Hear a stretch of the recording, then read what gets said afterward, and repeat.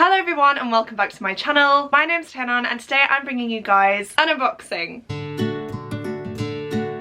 So in case you missed it, I did recently post my first ever unboxing for the A Box of Stories company on my channel. I do just want to quickly say, to give you guys full disclosure, the first box was very kindly sent to me by the company, but because I enjoyed that box so much, I decided to purchase one for myself. This is a very exciting one though because it is their new sci-fi fantasy box. I'm pretty sure this is limited edition, but as soon as I found out about this, I knew I had to get it, and I'm really excited to see what's inside. Just a quick little note, I do have an affiliate link for A Box of Stories, so if this sounds like your type of thing, please click that link to take you to the A Box of Stories website, where you can use my discount code, which will be on screen for you guys now, to get £4 off your first box. Right, let's just dive into this because I need to know what is inside.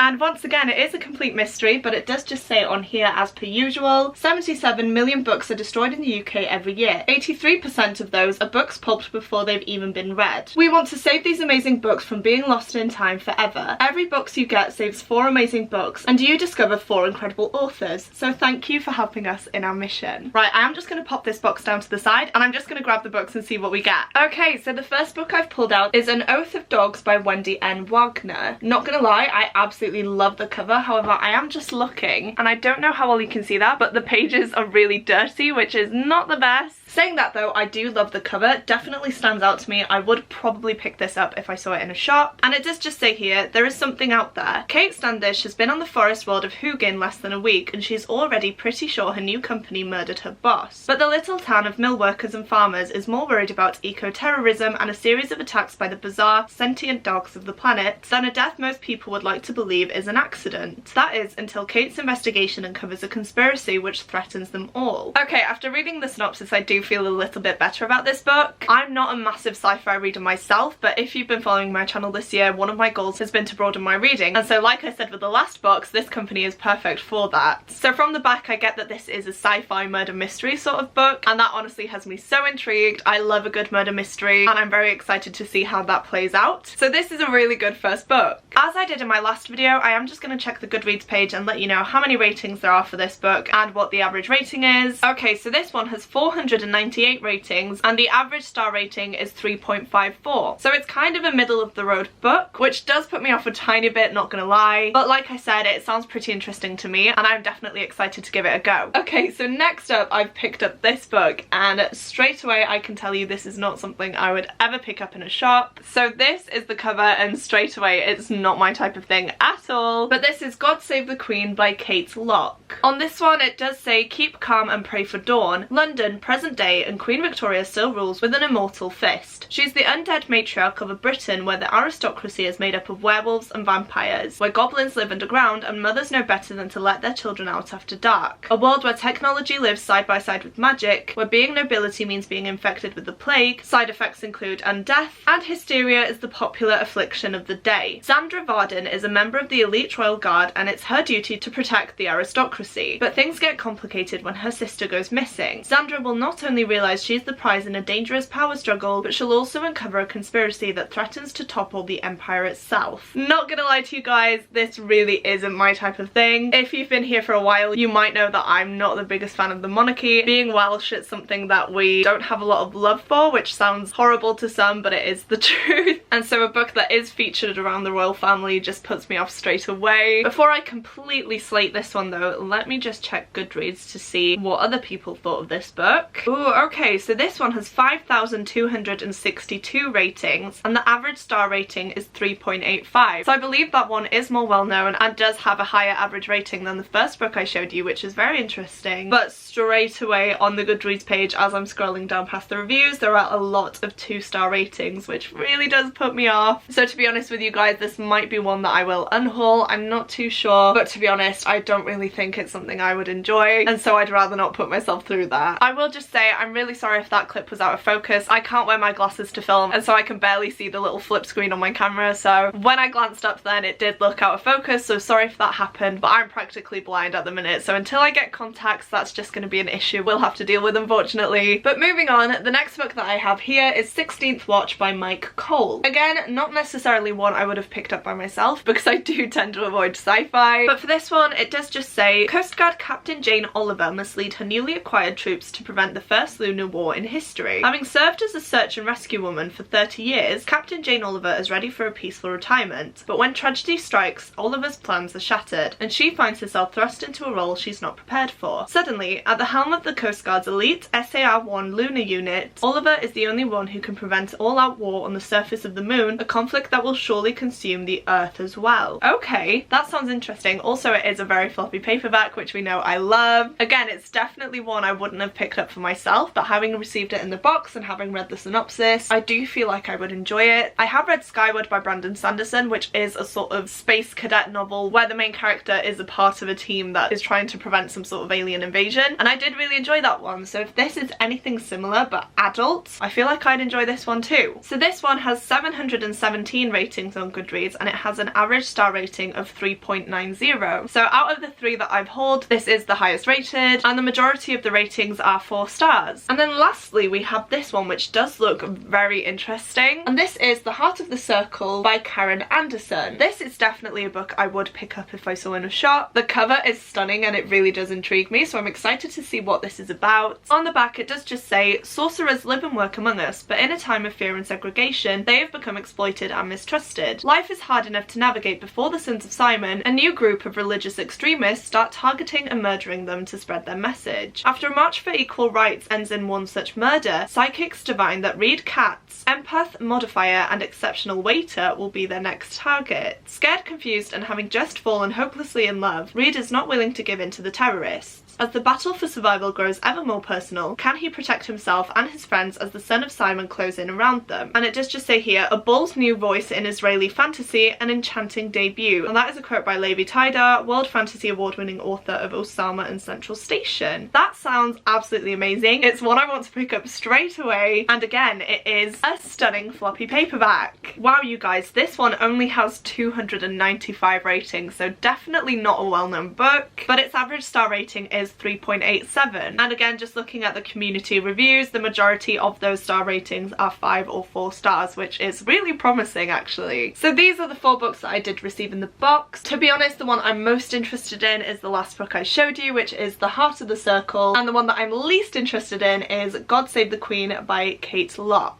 And then, like I did in my last video, I will just go through the individual prices for each of these books and see how much money you do actually save by getting one of these boxes. So this book is £10.99, this one is £7.99, this one is £9.99, and this one is £8.99. So if you were to buy all of these books individually, it would cost you £37.96.